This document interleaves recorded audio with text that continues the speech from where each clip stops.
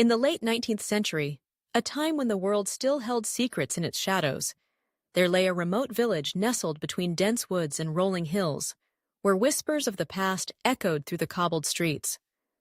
The village, with its thatched roof cottages and cobwebbed corners, was a place where the sun seemed to shine a little less brightly, and the air hung heavy with the weight of unspoken stories.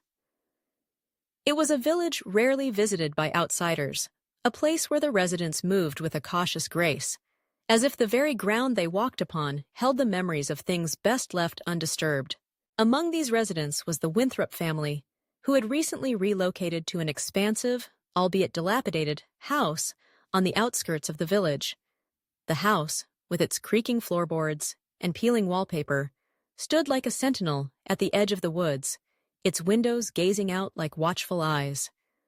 Mr. Winthrop, a man of quiet determination, sought a fresh start for his family, while Mrs. Winthrop, a gentle soul with a penchant for nurturing, dreamed of filling their new home with warmth and laughter. Their sweet 8-year-old daughter, Lily, was the heart of their home, her laughter ringing like chimes in the still air. Lily adored toys, her room a vibrant tapestry of dolls, each with its own story, each a companion in her imaginative adventures. One fateful day, as Mrs. Winthrop made her way to the village market, she meandered through the narrow streets, her basket swinging at her side. The market was a lively affair, filled with the chatter of villagers and the scent of fresh produce.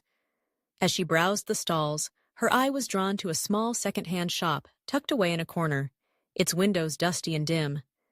Curiosity piqued, she stepped inside, the door creaking ominously behind her. The shop was cluttered, a labyrinth of forgotten treasures and discarded memories. It was there that Mrs. Winthrop's gaze fell upon an old doll perched on a rickety shelf. The doll was unlike any she had seen before.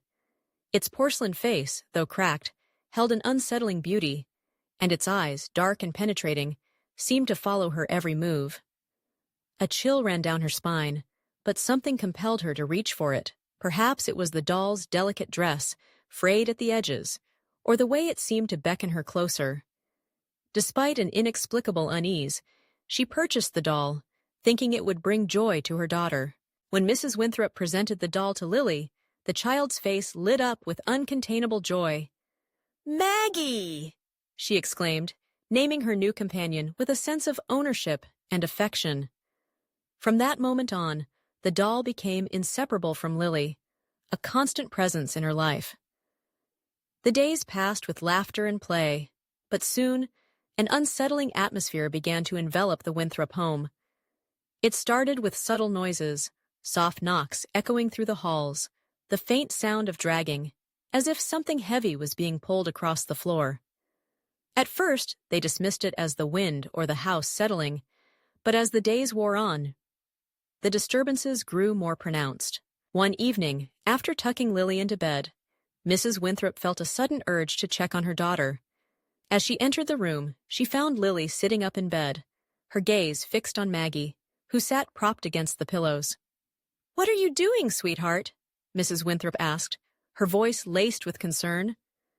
Lily turned to her, her expression vacant, and chillingly replied, "Maggie told me not to be afraid." A wave of dread washed over Mrs. Winthrop, and she rushed to her daughter's side, pulling her into a tight embrace, desperate to shield her from whatever darkness loomed.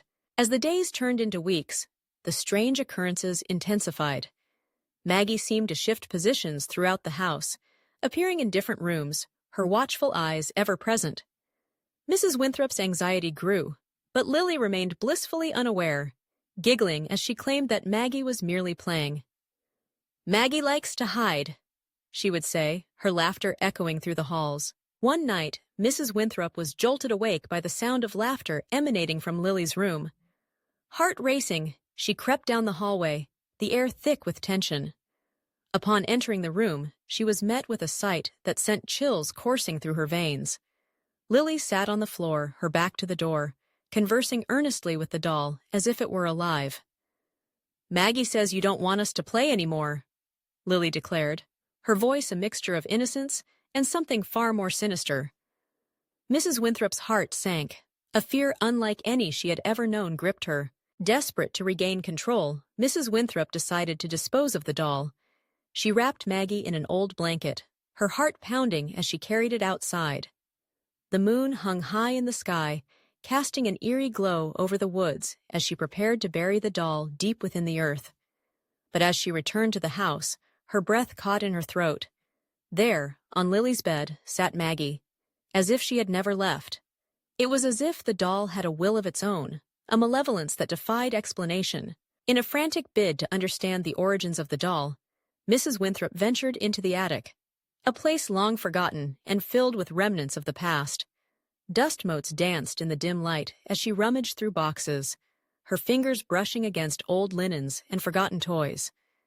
It was there that she stumbled upon an old diary, its pages yellowed and brittle. The entries were scrawled in a hurried hand, detailing the lives of the house's previous owners. Her heart raced as she read the chilling words. The doll Maggie is possessed by the spirit of a young girl who was murdered in the woods. Those who find it risk losing their minds to the spirit.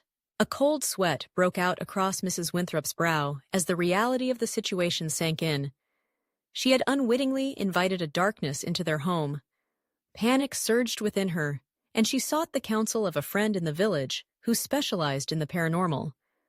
The woman, wise and weathered, listened intently to Mrs. Winthrop's tale, her expression grave. "The doll must be destroyed immediately," she warned, her voice low and urgent. "It is a vessel for something malevolent." With renewed determination, Mrs. Winthrop returned home, intent on retrieving the doll and ridding her family of its curse.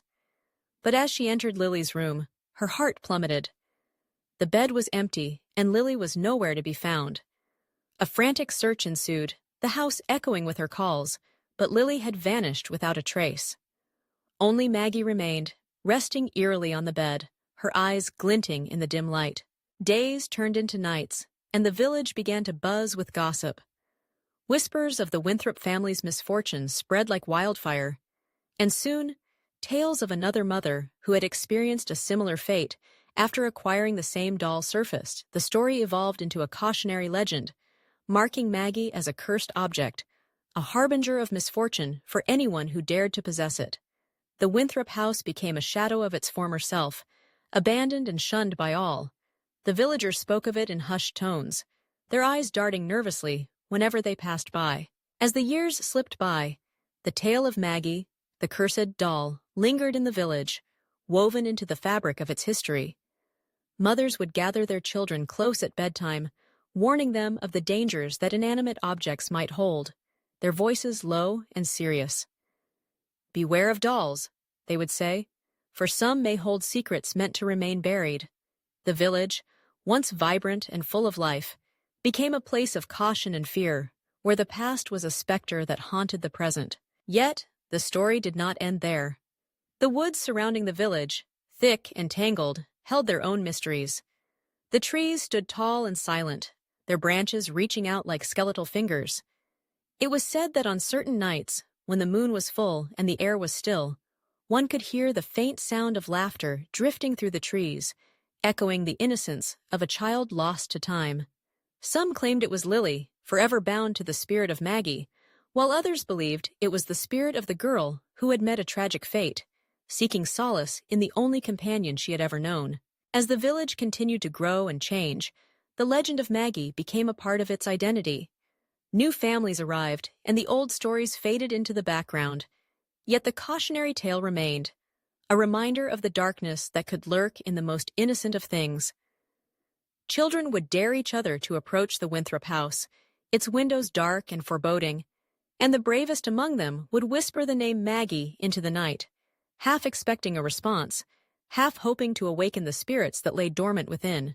And so the village endured, marked by the shadows of its past.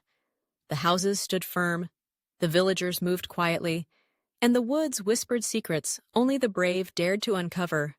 The story of the old doll, once a simple tale of caution, evolved into a legend that transcended time, a haunting reminder that some objects are not merely toys, but vessels for the memories, fears, and sorrows of those who came before.